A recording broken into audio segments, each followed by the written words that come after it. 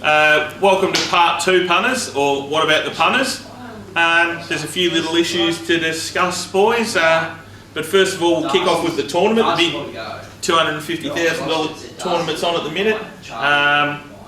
There was some of the wildest behaviour you'd ever seen in your life there on Saturday, with a bloke going all in with 1.3 million on Suchet. Like, I thought I was a lunatic, but you got 100 yards on me. James. Yeah, I like absolute hats off to you. Like, that's just, if he had been able to pull it off, he would have put himself in a position where it'd be very hard for you to be run down. He was already in that position. Well, yes, you could have waited till probably the last race on the 4th Saturday, and then worked around it then. So, but bravo for having the balls to do it. But it's still not too late to get in. Like, you can see what can happen in a day. So there's still another 2 weeks to go. So for your 110, you'll get this Saturday and you'll get next Saturday, and you'll be in the big dance there if you're no matter what happens. So definitely jump on board with that. It's like, in reality, it's only a $110 buy-in. If he hasn't done rebuys, he's basically getting 110 on Sushis. But the other way to look at it, he was in pole position to win $250,000 win 100,000. So $100,000, he's had somewhere between $100 or $110 and 100,000 on it.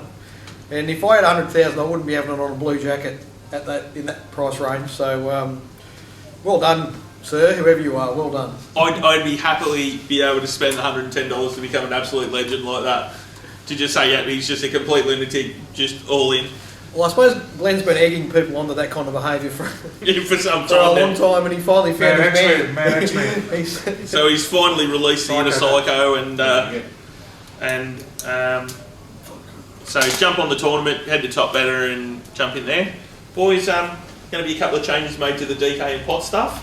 Yeah, so before I talk about it, I just want to say, this segment is the what about the punters, and we're usually always just whinging about the rough end of the stick that the punters get, but because we've got the minimum bet rule announced and the set of trials for Evoca have gone up on racing.com. Yeah, another one at Sonata coming up. Yep. So it feels like we're being listened to somewhat. So on What About the Punters this week, I want to say thanks to Race Victoria for heading in the right direction and making some changes. That's good. Won't stop us whinging and sticking it up here in the future if we think there's something, well, there's more things that still need addressing, like the Cranbourne jump outs and others. But at this stage, I think, in this section, well done. The DK and pot stuff, look, it's been disappointing couple of months, and it's overall the service has been just around break even, thereabouts. DK and I've had a really good chat about it, and we need to make some changes.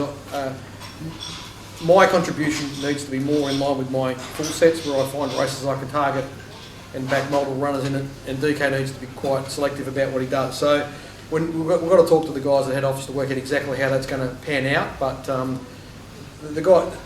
it'll be business as usual tomorrow. There'll be at least 1 or 2 races that will be betting against. I've already done form for half the card at Ballarat. So, no changes at the moment, but there are changes coming. So I don't think we need to say any more than that at this stage. Yeah. Whatever there is, we're not prepared to continue on with something where we feel you're not getting our best. That's the sole reason for these changes. Is we just feel like we're not giving you as good as quality information as we can, so we're making changes to make sure that we do. There's one issue here that I've been banging on about. I give Best Bets a bit of a spray both on the show and on Twitter, and I will be getting hold of someone at the Melbourne Racing Club. Here is the half-page settling sheet in Saturday's racebook. This is unacceptable. We need more space than that. Oh, I know if I can fill it up on one race. Yes. Jeez. So he's just standing over there. I know we have a disclaimer down the bottom, and you need to put that disclaimer. But can we move that and actually get a proper settling sheet, please? And if I do see someone from the MRC at some stage in the next week or two when I'm on course, be prepared to have a discussion with me, because I'm coming to look for you. And if they don't change it, me and DK will chip in and we'll buy Juppy a really small pen. Or you can try and take some of the ad academy so that I don't have that many bets. No, that's moppy. So, let's face it, I'd have that done by about 2 o'clock, so we need to get that sorted out. Tomorrow night's the first night, boys, of Hong Kong being on racing.com. They seem to have worked it out. I'm not sure the full machinations of it, but I did say last week I'm tipping that CrownBet wouldn't be dropping their fixed odds service on it. So No, you're going to pull them up on it. They've been betting fixed odds over ages with corporates here. So no, small fixed odds, you know. Yeah. So.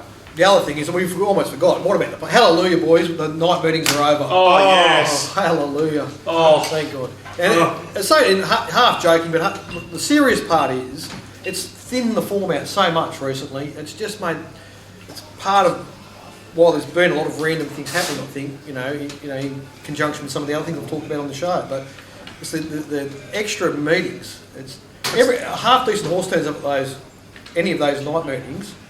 It starts at $1.50 and wins by 5 lengths because it's just nothing there. Yeah, the filler for the fields are so they're picnic horses, half of them. Yeah. So.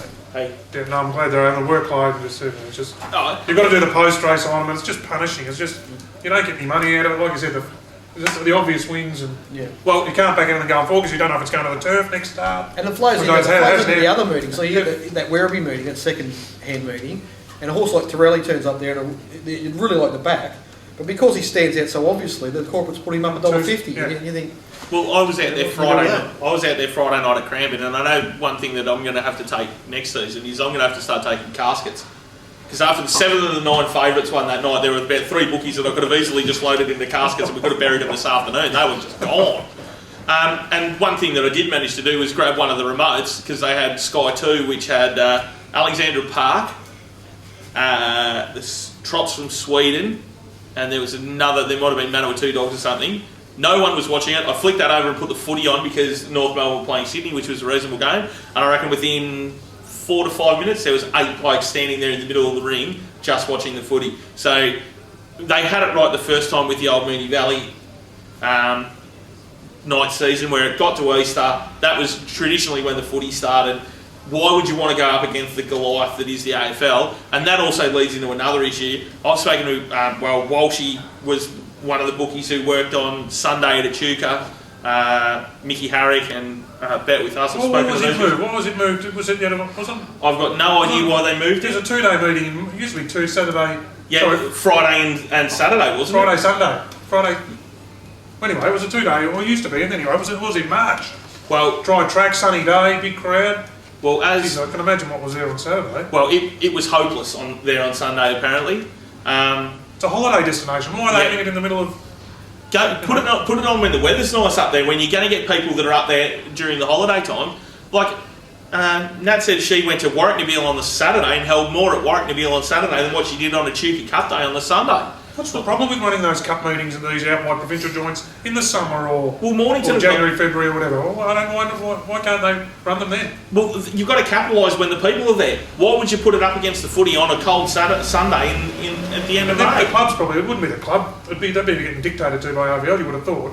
They're trying to maximise their biggest day of the year, you know, it wouldn't be their biggest day of the year. No, Melbourne Cup Day or whatever. They run on Melbourne Cup Day and then they have another meeting on a Saturday at the start of spring and they're both bigger meetings. But if they had a Echuca Cup Day in the middle of January, it'd be huge. It'd be enormous. You know? And you'd get good orders. Then they have to run into a meeting at Pakenham as well, on top of it. Yeah. And they got a heavy 10 and they had bloody how many scratchings? Yeah. Just decimated everything. So it was, anyway. Like they do need to think about that stuff. Like that's where it does make a difference. Like as you say, DK, like put it on when the holiday makers are up there, and it could be big. It's a good joint. You know, trainers like going there. The track's always in good nick up there. Prosperous area. The track's a good track. A lot of it should be a. I'm not saying it's a Warrnambool or a Swan Hill, but it could be set up to be a good day or a good 2 days or something where you could go away and. Well, especially you could do what and. Speaking of Swan Hill, like that's not far away now. We're only a week or 2 away from heading up there. Yeah. But at least that's a traditional time that's locked in and everyone knows where it is. They've pumped the prize money, especially into the Friday. Yeah, it's a cracker, Swan Hill. We know they've been missing this year, the new baby and everything, but can't wait to get back there. It's like an intimate. It's an intimate. Yeah. Warrnambool. Yeah. Everyone drinks in the same joint. Yeah. Everyone, trainers, jockeys, owners, punters. Jockeys drink, do they? Oh, within reason. It's all right, boys. If you are out having a drink, I'll make sure you like me and you'll be fresh the next morning. It's a beauty, Swan Hill. We won't get too carried away. There was one issue that Walshy brought up on Twitter was the last race there at Echuca. He was pointing that it was an interesting race with one sister rolling off the fence to let the other one through. He was bookmaking on it? He was up there betting on it. What price was the winner? It was, I think the official flux was 360 into 240, but there was $6 and whatnot bet with some of the corps, and it was bigger than 360. Bookie's not happy about that? No. Oh. So I'll have another post race on that. I'll come back to you when I do. So there's something for us to have a bit of a look at. Boys, the week ahead, we've got Ballarat tomorrow, Bendigo Thursday, Geelong again on Friday. Moonee Valley's not ready. I'm not sure how you can have 8 weeks off or whatever it's been, and then 8 or 10 weeks and not be ready. We're sorry. I'm glad they're holding it off because it was cast. Yeah, it's a tough time of year. And to get your track right in this weather. Yes, exactly. That's the point. So we're back at Sandown on Saturday, and then there was a Sandown midweek meeting next Wednesday that's been transferred to Sale. Sunday, any decent meetings? So don't worry, Sunday, Pakenham again. Turf. We're going back to Sandown on Saturday. The testing horses were, the fit horses were to the fore there for the most part last week, and I imagine they will be again. Horses, jockeys, bookies to follow. Anything you've got, boys? I've got a race at Geelong 10 days ago took my eye. To rally, I think a Weir's won it. It was third up, I think Blinker's first time, typical Weir, so it's improved and it's flown. But a thing went with it called Our, so it'll go on. They've run fast time, it'll go on. But a thing went with it called Our Turn, that we've always had on my radars, but it's had very bad problems with its manners. Anyway, it was 30-1 and went with it most of the way, and I think it's in tomorrow. I don't know what that price they'll put it up, and it's up to a mile tomorrow. But gee whiz of it. I mean, it's a quandary. Do you give it a big spike figure, or do you come off it a bit? But anyway, if it goes anywhere near that performance, it'll just brain them tomorrow, and if it busts off that, it'll do it in the near future. So, and jockeys, I mean, Chelsea Hall is just. You mentioned I think on the last show, and she's shooting a treble yesterday. I backed her on a leader yesterday, and she gets them running, doesn't she? She gets them running, gets them out of the gates, gets them going. Look, I saw her stall or something whenever it was. She got 200-1 chances to win or something. Yeah. I thought, is it a well, she's now had she's now out on loan at John Maloney at Caulfield, so hopefully she'll get some more opportunities now. Yeah. She might even get to ride a few better horses, but definitely, especially during, we're getting, like we've noticed it the last couple of days, we're sort of, winter's starting to bite now, so your Benny Allens, if you want things under front, it's very hard to make ground in testing. And you want the kids with the claim if you can. If she's not afraid to lead, we love those girls like Katie and that who are not afraid to lead. And another bloke I just want to, I had him penciled in as a, he's only a kid, Harry Coffey, but I thought he was a jockey, in the mate with Jay Childs and all these kids in the middle, and maybe he got a bit. His figures were inflated by the sport he got from Weir and things like that. But I've been watching him and just even watching. I had a few weeks off with the baby and everything, so I crunched out a heap of videos and everything last week. And he's riding really, really well. He's a good jockey, so don't be scared to back H Coffey in anything. I would have thought. And he's just got to manage himself. Yeah. It's a synthetic meeting on Sunday at Pakenham, and Warrnambool's on as well. I like him when he's drawn sort of mid to wide, and I like the way he keeps that horse until he finds a position for it. He's not, oh shit, I'm caught through wide here, I'm going to go back to last. Like one of those, it just drives me insane. He keeps looking and trying to find, and he often finds himself in the 1-1 when it wasn't there. He's good. What I want to mention is that a couple of weeks ago at Pakenham, a first starter called Cardless Cash won there and really ran good figures. I don't know if it's been sold to Hong Kong, it hasn't reappeared, but I think it beat another first starter. I can't remember, it was one of them. Ballerina. That's it, I think both of them are probably horse to follow. And there's a really interesting maiden winner that's in again tomorrow, and it's probably going to go pretty short. And I think, I'm not sure, it might be vulnerable tomorrow. It's called Strikingly, one from Matt Laurie's. I couldn't find it. Did you find trial for it? Jump bets or anything? I think that, I couldn't find anything for its first start, but I knew B Mellon was on it. Was a bit of a first start B Mellon, but it actually went around $6 and just won like a 2's on chance. Like it ran really good time. But that's 1,000 metres, and it sort of got no pressure mid race. So I've got a feeling it might be.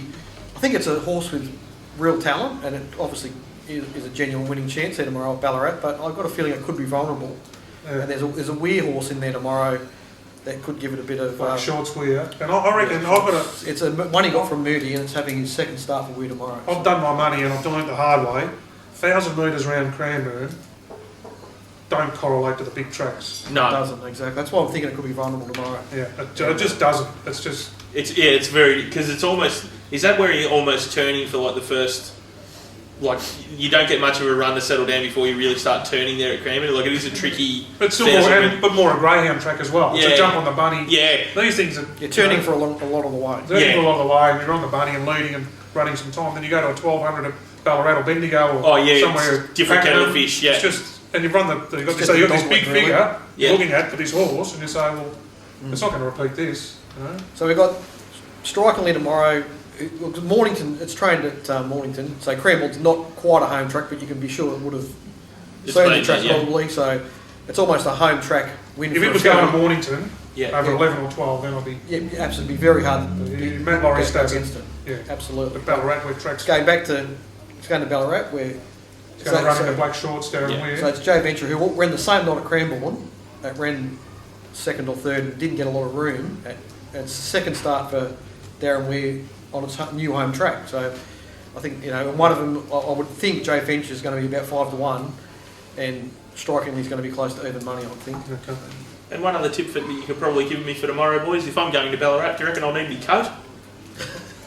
At Ballarat tomorrow, do you reckon I might be fresh up there tomorrow? I reckon you could do That's one thing I don't miss about being a bookies bloke was going to Ballarat in the set middle of of bug boots. Oh. It was...